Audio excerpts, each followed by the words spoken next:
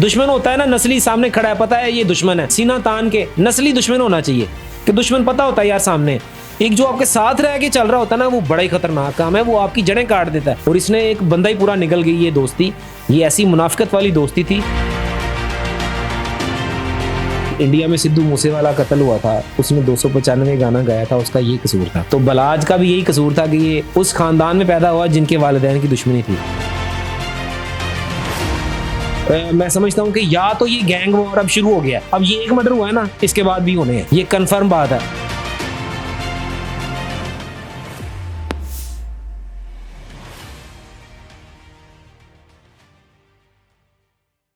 अस्सलाम नाज़रीन, आप देख रहे हैं इनकलाब ज़माना। मैं हूं आपकी होस्ट हफ्सा मलिक। मेरे साथ अभी कानूनदान मौजूद हैं जिनका नाम है फैसल जट साहब। उनसे बात करेंगे बलाज मर्डर केस के हवाले से। अस्सलाम वालेकुम। क्या लगता है ये केस क्या बना, मिस्ट्री बन गई है? केस ऐसा है कि सॉल्व होने का नाम ही नहीं ले रहा।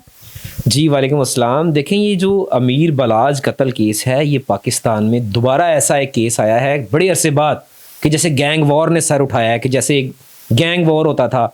और ये जो मर्डर हुआ है, ये एक अनोखा मर्डर इसलिए है कि एक तो जवान शख्स था जो जिसको गोलियां लगी और वो दुनिया से चला गया, और ये चौथी पीढ़ी थी। इसके परदादा भी कत्ल हुए थे प्रॉपर्टी के मैटर पर, एक प्लॉट की वजह से लड़ाई थी, फिर उसके बाद इनके दादा भी कत्ल हो गए, फिर इनके वालिद भी कत्ल हो गए, टीपू ट्रका वाला।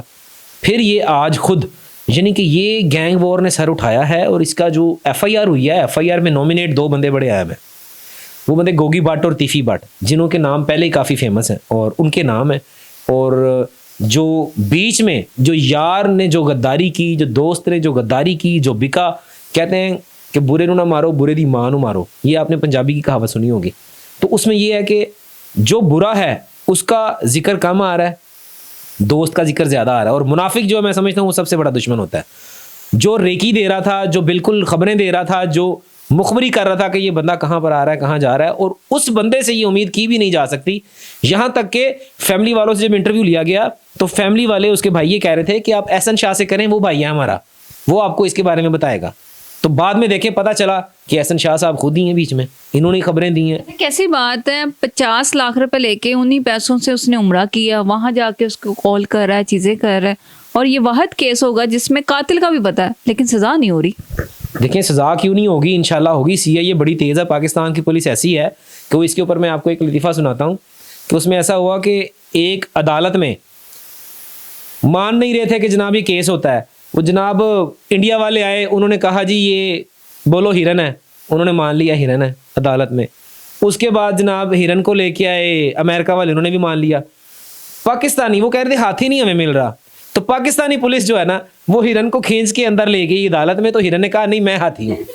तो ये पाकिस्तान की जो पुलिस है ना, ये हर चीज़ करवा सकती है, CIA सब कुछ करवा सकते हैं अगर ये सिंसियर हो और इनके जो गवर्नमेंट है इनका साथ दे, तो इंसाफ हो सकता है। ये कभी नहीं हो सकता क्योंकि बड़ी तगड़ी FIR है, 302 इसमें लगी है, 109 अबैटमेंट लगी है कि किसी के कहने पर कत्ल किया गया, और इसमें दोस्त शामिल है, 2 बड़े नाम शामिल हैं। जो मैं समझता हूँ कि या तो ये गैंग वॉर अब शुरू हो गया है, अब ये एक मर्डर हुआ है ना, इसके बाद भी होने हैं, ये कंफर्म बात है। अगर इसको कंट्रोल ना किया गया, अगर ये गैंग वॉर का सर ना दबाया गया, सर ना कुचला गया, तो ये गैंग वॉर शुरू होगी। क्या लगता है बलाज वाकई गैंगस्टर था या बातें हैं? देखें, अगर तो एक बंदे का परदादा भी कत्ल हुआ, दादा भी कत्ल हुआ, बाप भी कत्ल हुआ, सिक्योरिटी तो साथ रखना ज़रूरी है। अगर वो सिक्योरिटी साथ लेके चलता था, मेरा नहीं ख्याल कि वो कोई गुंडा था या कोई कब्जा ग्रुप था। बल्कि मैं सही बताऊं तो मैंने बलाज की वीडियोस देखी, उन वीडियोस में वो खुद बता रहा है कि मैं बदमाश नहीं हूं, कि बदमाश होता है जो बुरी कमाई करता है, हमारा गुड्स ट्रांसपोर्ट का काम है।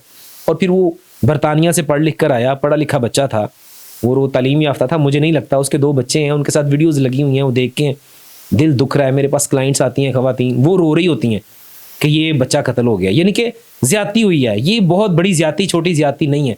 बस ये अब ये जो गैंग वॉर अब लाहौर में शुरू हो गया ना, मुझे इसका डर है कि ये गैंग वॉर अगर शुरू हो गया ना, फिर बड़े कत्ल होंगे अब आगे। ये जो बलाज का भाई भी तो लॉयर है ना, तो उसकी भी जान को खतरा है वैसे।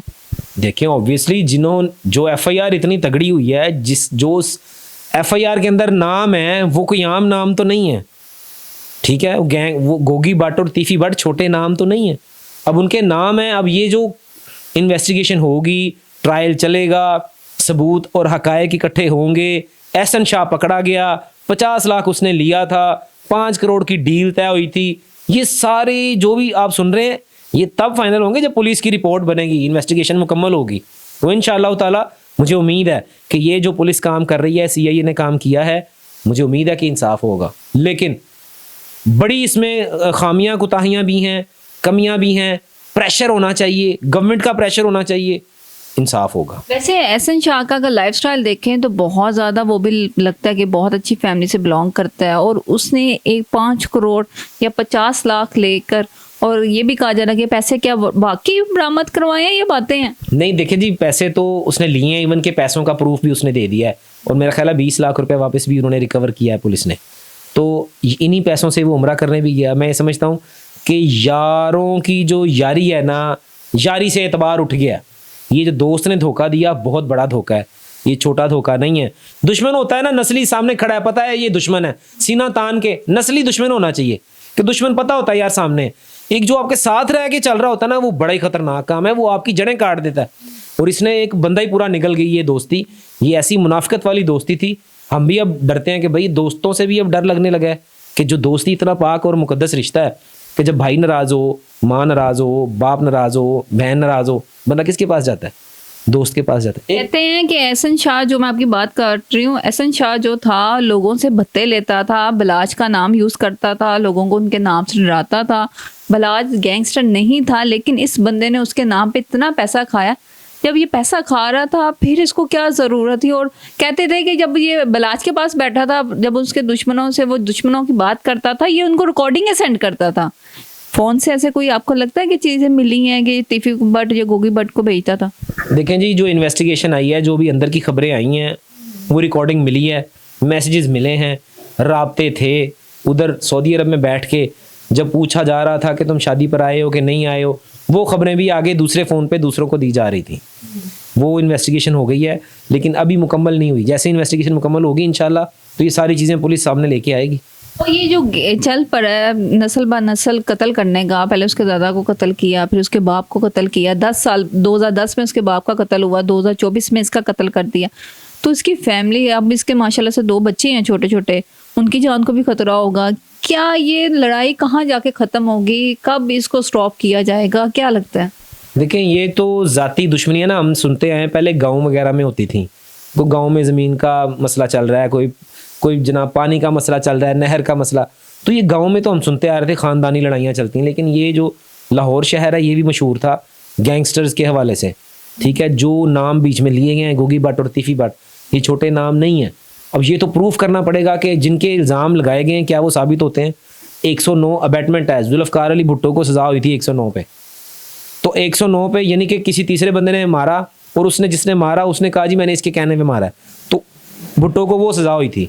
अब ये इसमें 109 भी लगी है, 302 भी लगी है, तो इसमें देखते हैं 324 भी लगी है, तो देखते हैं। FIR तो बड़ी तगड़ी है, तो क्या होता है देखते हैं। उम्मीद है अल्लाह से कि इंसाफ हो। अच्छा, मुझे ये बताएं कि अगर गोगी भट्ट और तीफी भट्ट को पाकिस्तान कैसे लाया जाएगा और उसका क्या प्रोसेस होगा? क्योंकि वो तो भागे हुए हैं, और वो इस केस में क्या गिरफ्तार होंगे भैया? वैसे ये बातें चलती रहेंगी, सिर्फ एहसन शाह को सज़ा दे के केस ख़त्म कर दिया जाएगा?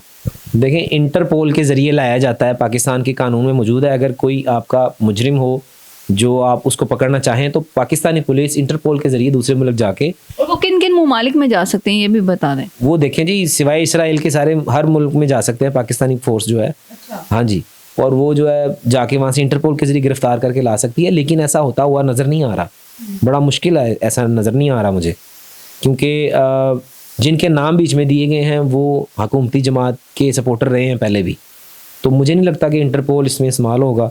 लेकिन उम्मीद की जा सकती है कि अल्लाह करे कि इंसाफ हो।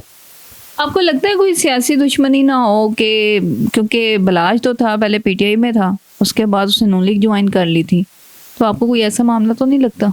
नहीं, मुझे नहीं लगता ये सियासी था, क्योंकि वो नून लीग तो उसने ज्वाइन कर ली हुई थी, तो फिर उसको किसने, कौन से उसके दुश्मन होने थे? तो ये कि अब मुझे नहीं पता, अब वो इन्वेस्टिगेशन होगी तो हक़ाइक़ सामने आएंगे। लेकिन बलाज का जो मर्डर है ना, ये मैं समझता हूँ कि बहुत बड़ा सानहा है, जुल्म है। 4थी पीढ़ी कत्ल हुई, उसके बच्चों के साथ जुल्म हुआ, उसकी बीवी के साथ जुल्म हुआ, उसकी फैमिली के साथ जुल्म। आखिर उसका कसूर है क्या था? आपको क्या लगता है उसका कसूर क्या था? देखें अभी जो इंडिया में सिद्धू मूसेवाला कत्ल हुआ था, उसने 295 गाना गाया था, उसका ये कसूर था। तो बलाज का भी यही कसूर था कि ये उस ख़ानदान में पैदा हुआ जिनके वालिदैन की दुश्मनी थी। इसका सिर्फ यही कसूर था क्योंकि ये तालीम याफ्ता था, बरतानिया से पढ़ के आया था।